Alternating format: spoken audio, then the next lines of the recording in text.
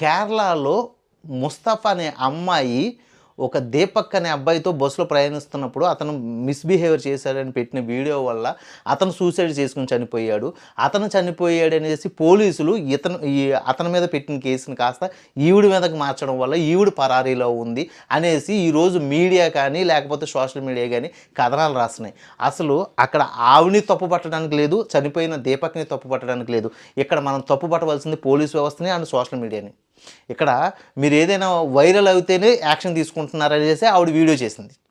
ఇక్కడ చనిపోయిన వ్యక్తి ఎవరైతే ఉన్నారో అతను ఫ్యామిలీకి ఏమవుద్ది అనేసి వైరల్ అయిందని మళ్ళీ ఈవిడ మీద కేసు తిప్పారు. ఈరోజు ఈ మహిళ ఎక్కడికి పారిపోయింది? పాపం ఆవిడ పరిస్థితి ఏంటి? ఆవిడ బతికుందా, చచ్చిపోయిందా?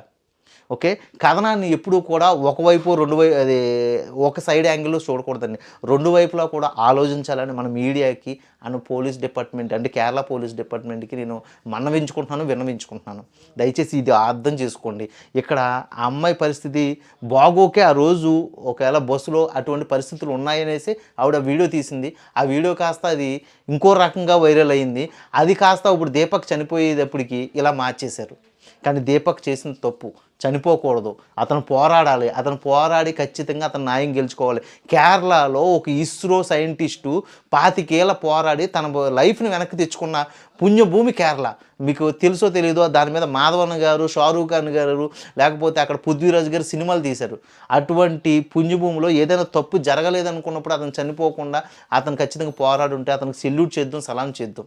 ఈరోజు అతను చనిపోయి అతని పిల్లలకి కానీ, అతని భార్యకి కానీ న్యాయం చేయలేదు. ఇది సమంజసమే కాదు దీపక్ గారు, మీరు చేసిన తప్పు. అలాగే ఈ అమ్మాయిని కాపాడుకోవాల్సిన పరిస్థితుల్లో కేరళ డిపార్ట్మెంట్ కానీ, కేరళ గవర్నమెంట్ కానీ ఉంది. ముందు ఈ అమ్మాయిని కాపాడండి. ఈ సోషల్ మీడియా నుంచి, ఈ నెటిజన్స్ నుంచి. ఇప్పటికే అమ్మాయి మీద చేసే ట్రోల్స్ చాలా వరస్ట్‌గా ఉన్నాయి. Sign out.